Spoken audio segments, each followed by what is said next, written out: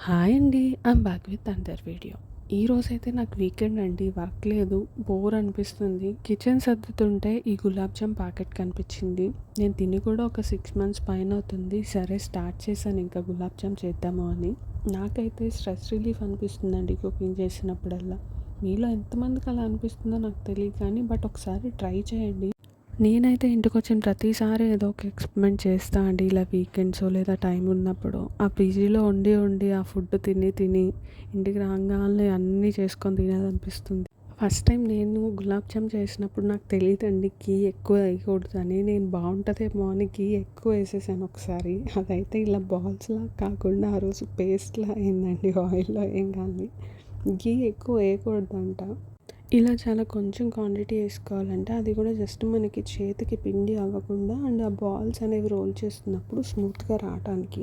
ఈ ప్యాక్ అయితే 900 grams sugar వేయాలంటండి. మా అమ్మని అడిగితే ఒక చిన్న గ్లాస్లో వేసుకో and same glass water add చేయి అని చెప్పింది. మా ఇంట్లో అయితే అసలు మా అమ్మ ఎప్పుడు కొలతలు ఫాలో అవ్వదండి.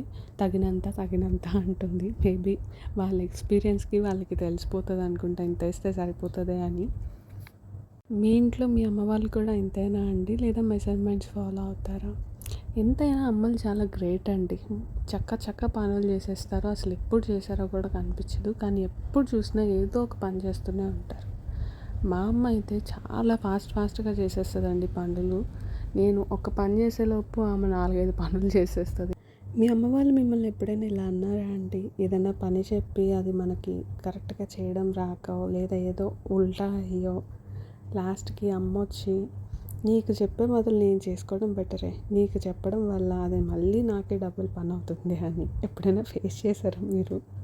ఎవరైనా ఇలా ఫేస్ చేసుంటే కామెంట్ సెక్షన్స్‌లో చూపండండి.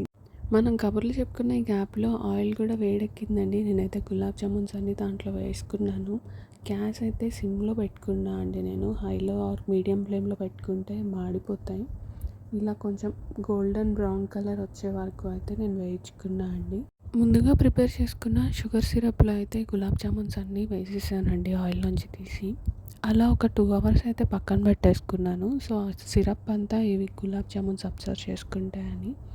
అంతే అండి ఈరోజు వీడియో అయితే. నేనైతే గులాబ్ జామున్స్ కూడా తినేసానండి ఒక 2 అవర్స్ తర్వాత. ఉంటానండి మరి. నేను మీ Navya. Thanks for watching. In case video నచ్చినట్టయితే లైక్ చేయండి. బాయ్.